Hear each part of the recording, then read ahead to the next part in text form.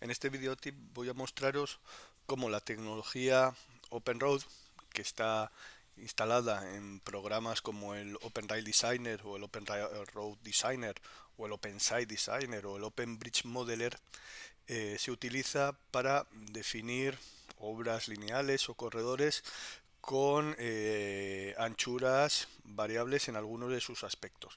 En este caso se trataría de definir una calle en un entorno urbano en el cual vemos que presenta aquí un eje, sería el eje de la calle obtenida de un CAD. Vemos que tenemos un modelo digital de terreno de elevación del terreno actual y nos encontraríamos, bueno, quizá con un levantamiento donde está definido la anchura de ambas calzadas y los límites de la propiedad, pues sobre quizá un plano catastral.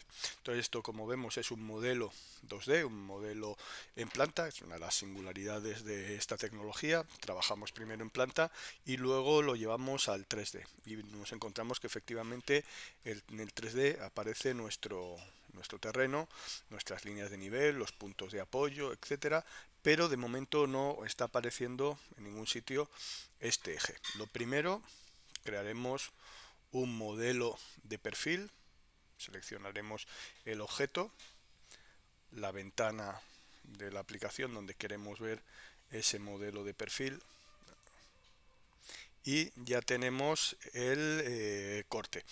Como digo, como es un entorno urbano en el que supone que esta calle ya está definida a este nivel, bueno, le decimos que este va a ser nuestro perfil activo.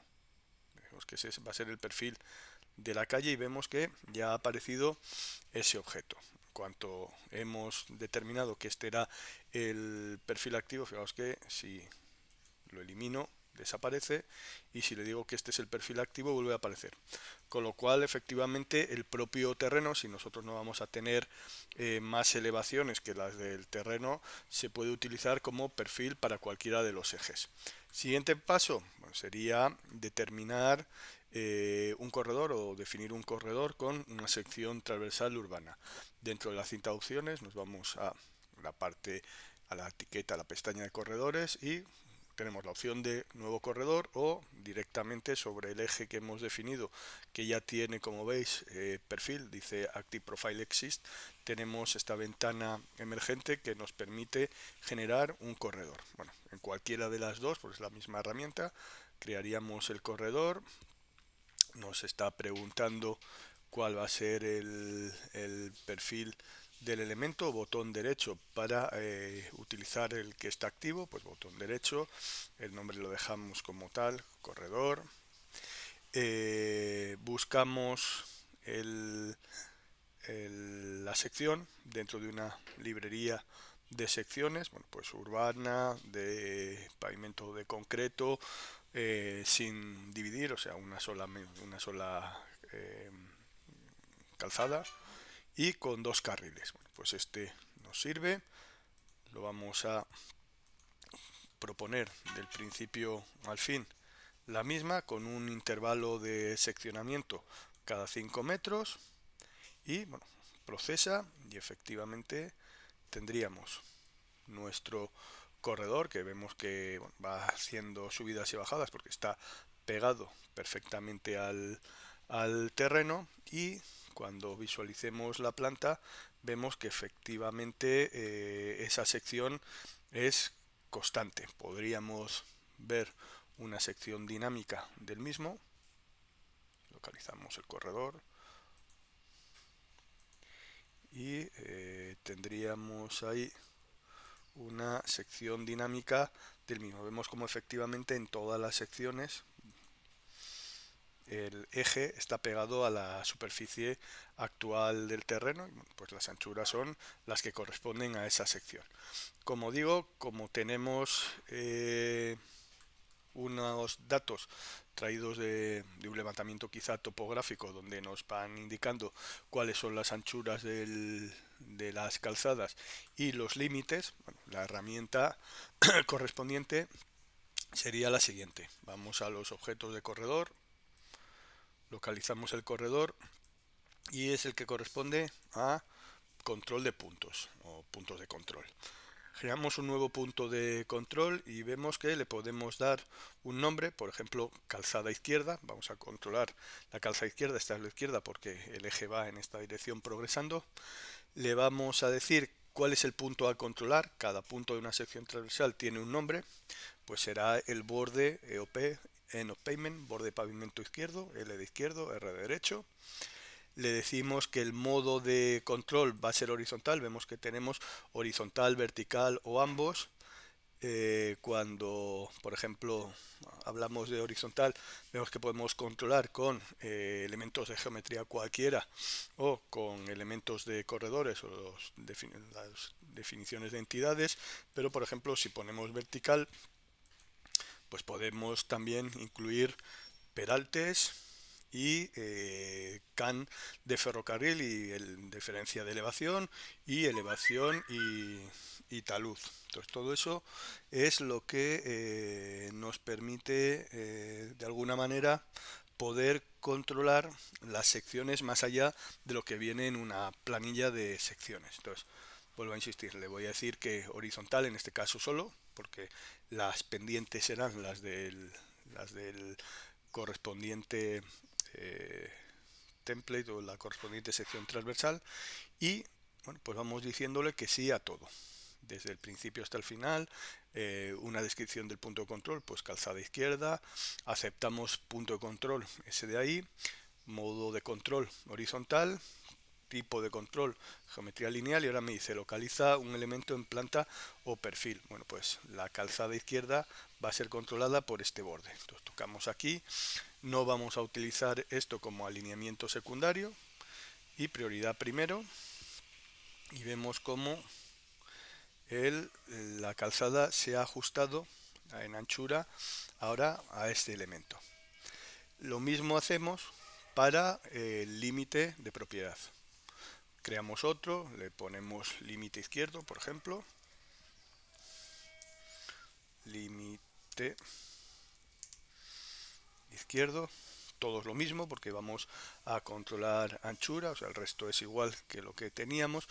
Pero aquí sí que le vamos a definir que utilice como alineamiento secundario para que los taludes vayan en perpendicular a ese nuevo elemento de borde. Entonces, eh, damos adelante todos esos valores, localiza el punto a controlar, en este caso va a ser el hinge o la rótula, es como viene, rótula en condition, de condición final a la izquierda, este es el elemento, horizontal, todo igual, localiza el elemento en planta, sería este,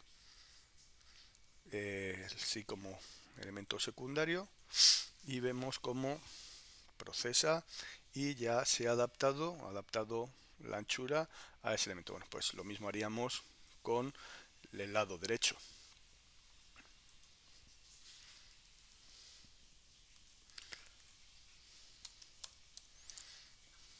Derecho, desde el principio hasta el final, límite derecho, el punto es el borde, el F hinge right, horizontal, lineal, localiza el elemento en planta, es este, ¿sí?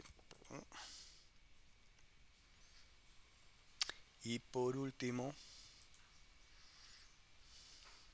la calzada derecha. Calzada derecha, el punto a controlar es este de aquí,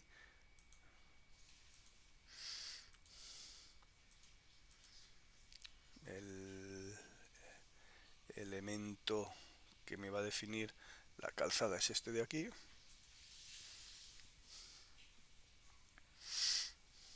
y ahora ya, como podemos ver, efectivamente tendríamos ya un objeto tridimensional, una calle pegada al terreno en su eje y con las condiciones de contorno que hemos establecido en cuanto a anchuras de calzada y anchuras de acera.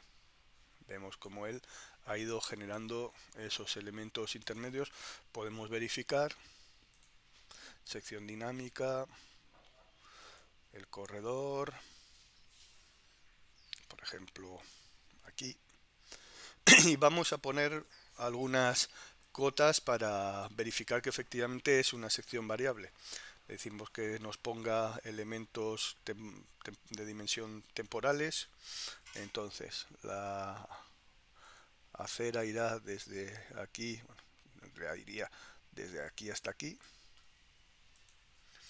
Bien, la calzada iría desde ese punto hasta ese punto. Bien, la otra calzada iría desde ese punto a ese punto, que son los puntos controlados, y la acera iría desde aquí hasta ahí. Entonces, como podemos ver, efectivamente, en esa primera sección, bueno, pues tenemos a la izquierda una calzada de 3,21, a la derecha una de 3,65, acera de 2,71 a la izquierda y de 2,99. Si me voy al botón derecho y le digo que quiero buscar una, por ejemplo, eh, por aquí, vemos como tenemos 3,49, 3,62, 0,67. Vemos que aquí la acera es más estrecha porque el límite de propiedad está más cerca, y bueno, en todo caso podríamos ir verificando sección por sección. Vemos que él, además de los 5 metros que le habíamos planteado inicialmente como puntos de muestreo, él ha ido, obviamente porque necesita esa información, muestreando también en los elementos de sobreancho o de gestión de las anchuras, que era una poligonal, ¿no? Entonces, en cada punto de esas poligonales él ha definido otra sección de determinación de la sección transversal. Bueno, pues esto es todo.